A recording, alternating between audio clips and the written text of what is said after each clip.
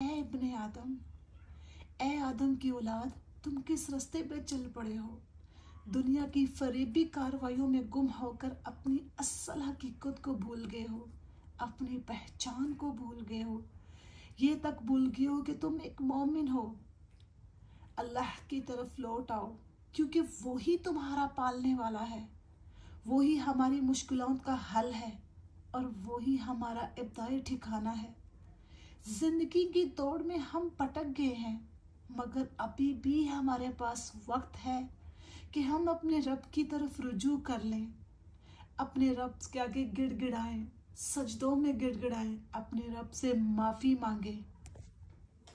क्योंकि हमारा रब बहुत बड़ा और माफ़ करने वाला है।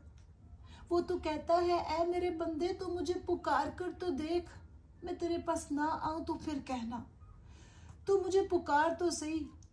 तू कह मैं तौबा करता हूँ, मैं तुझे माफ ना करूं तो फिर कहना, गुनाह इतने कर के तेरे गुनाह आसमान को छू जाए, तू कह मैं तौबा करता हूँ, तेरा रब तुझे माफ ना करे तो फिर कहना,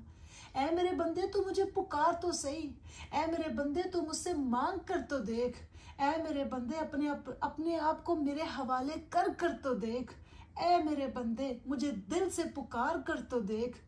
मैं तेरी शारक से ज्यादा करीब हूं, मैं तेरे पास ना आऊं तो फिर कहना। ऐ इब्ने आदम, अपनी जिंदगी को उसकी रजा और हदायत के मुताबिक ढालें। बेशक अल्लाह हमारा बहुत बड़ा है, वो हम सबको अपनी रहनुमाई देगा और हम पर अपने इनामात से नवाजेगा। अल्लाह की तरफ लौटकर अपनी जिंदगी को बेहतर और पुरसुकून बनाएं, क्योंकि दुनिया की हकीकत आर्जी है और अल्लाह की तरफ लौटना ही असल मकसद है। बेशक मेरा रब बहुत बड़ा